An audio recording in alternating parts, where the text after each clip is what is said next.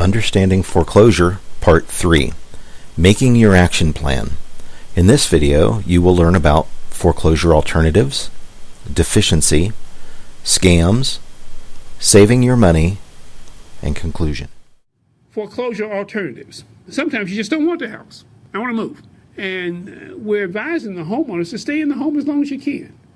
Every month you're staying there, you're not paying rent someplace else. That's the first thing. And second thing is the mortgage company really doesn't want to have a vacant home where it can be left open to people to come in, steal the plumbing, the wiring, and all that other stuff. So make sure that if you to do that. And when it's time for you to leave, say, well, Mr. Mortgage Company, I want to leave. How about giving me $3,000 to move? Wait a minute. Well, now, and they've been known to do it. They'll come in and pay you. What they ask you to do, though, is to leave the home in a, broom swept condition. Mm-hmm. It has to take your junk out of it. Don't leave your junk there, and sweep it out. Make sure. Another option sometimes is a short sale. Mm-hmm. You can't make the payments. You can basically sell the house or have someone else buy the house for less than what's owed. What that allows them to do is allows an orderly transition. Now, make sure you get when you do this, make sure you get everything in writing and make sure you read it carefully. Why? Because we're going to talk about a deficiency in a minute, and that's the money between the difference between what you owe and what the place sells for. You want that in writing that you're not going to be held liable for that amount. Mm-hmm. That's going to be critical. So when I say in writing, make sure you do that. Deed in lieu. What deed in lieu is, basically you sign the deed over to the mortgage company. That's only possible if you don't owe anyone else or you have liens on the property. Because what that does is when the mortgage company takes the property at that stage, they take it subject to any deeds or liens that might be on the property at that time. You probably noticed that when the lawsuit was filed, they filed an action of husband, wife, unknown spouse, unknown tenant. And what they're trying to do is to extinguish any type of other rights that might exist in the property. If there's another lien on the property, they put that name down. They always name the Franklin County Treasurer because there's always unpaid taxes or the concept of unpaid taxes, and you have to bring him into the case too to make sure that everything is extinguished. And besides, the Treasurer gets the money up front anyway, so that's not going to make a difference for them. But what they're trying to do is get a clean title, and if you can't deliver a clean title in a deed in lieu, chances are they don't want that. Okay? Sometimes it's called cash for keys. Still want the $3,000 you will give cash for keys. I'll give you a place. But that's something to keep in mind. And finally, there's a consent judge. I can't vote well with simply saying, okay, I give up. Because you need some type of protections from a deficiency or at least get something out of it. Just don't move. And we'll try to work something out with deficiencies. Like I say, the foreclosure alternatives, the bank can agree not to come after you for the balance owed. And that's going to be critical. Make sure you get it in writing. As I said before, anytime you get something in writing from the bank, make sure you read it carefully because quite often we find that documents that you've received, even though you've been negotiating with the mortgage company and you're talking with one particular person, they're not the person who drafted the paperwork. Make sure it says exactly what you are agreeing to. So keep that in mind. The idea of, once the sheriff's sale, technically it's a judgment against you and they take the balance from the sheriff's sale. But still, you still owe the money. This brings us to scams.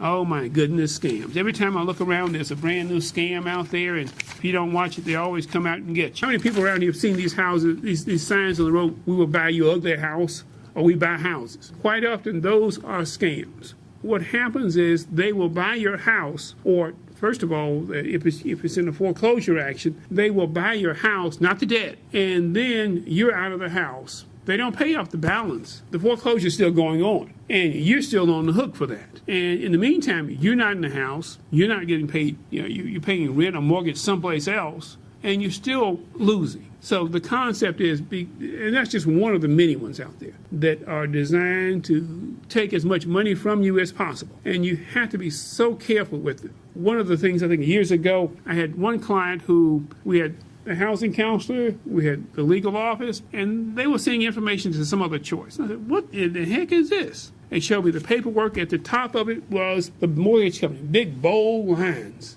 And at the very bottom in fine print, it said, we have nothing to do with the mortgage company at all. I said, what what the heck? Anyway, we had mediation the next day. The client was calling the cell phone, and it was the same folks. So I asked them, like, what are you guys doing? Well, we're trying to get information to turn over to the court. I said, good. Now, up to that time, they hadn't asked him any money. I asked them, well, send me the information, I'll give it to the court. Oh, we got to get paid first. Then the next thing they said was most insightful. Well, she's not a sheriff's sale, is she? Which meant they weren't planning on doing anything anyway. And what they wanted to do is have a sheriff's sale and come back and put as much pressure as they could on the homeowner to make a payment to them. And they still weren't going to do anything. So be mindful of these scams. They're out there, and you have to watch out. If they guarantee that, by golly, we're going to save your house. I've been practicing law for too many years, and I have not been able to guarantee anything in terms of cases.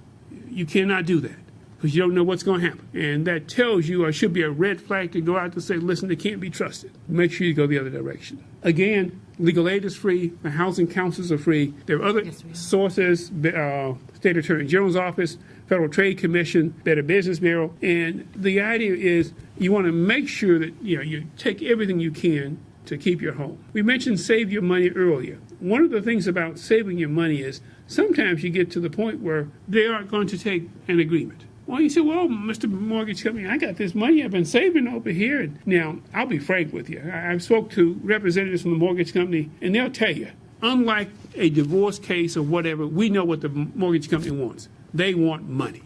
And when you get a chance to offer some money, it's like, whoa, let's take a little look at this. And they're trying to figure out a best way that they can get the money, and at the same time, you want to keep your home. That can be very important. The last thing you want to do by not saving up money, you go to court and the judge says, well, Mr. Ross, how much money has your client been able to save during this 18 months that they've been not making a mortgage payment? Now, I turn to my client and they don't have any money. And it's like, oh, no, we're in trouble now.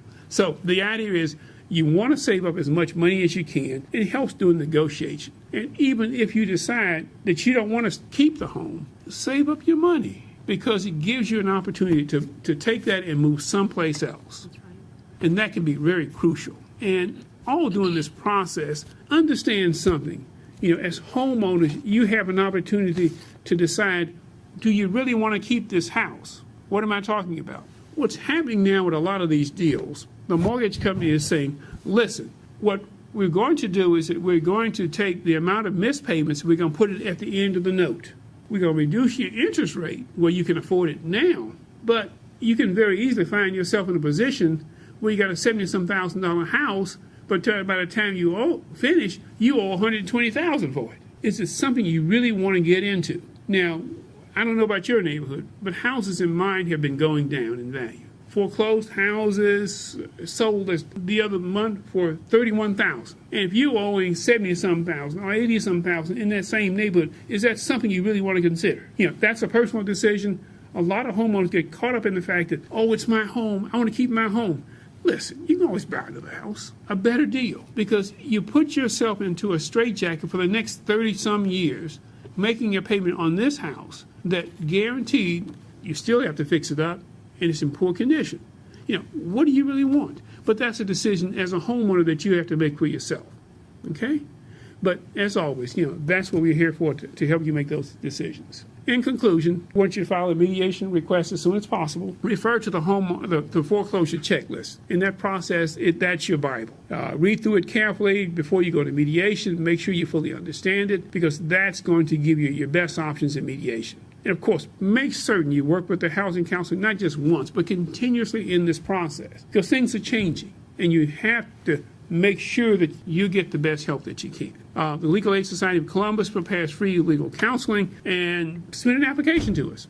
We can do it online. And for those of us here, let me give you the number. It's 614-241-2001. Now repeat that. 614-241-2001. And make sure you give us a call, because what you're trying to do is get quality legal representation. And hey, it's free. To contact Homeport and to schedule an appointment, a one-on-one, I encourage you to schedule a one-on-one appointment with one of our housing advisor over at Homeport. The number is 614-221-8889, extension 134.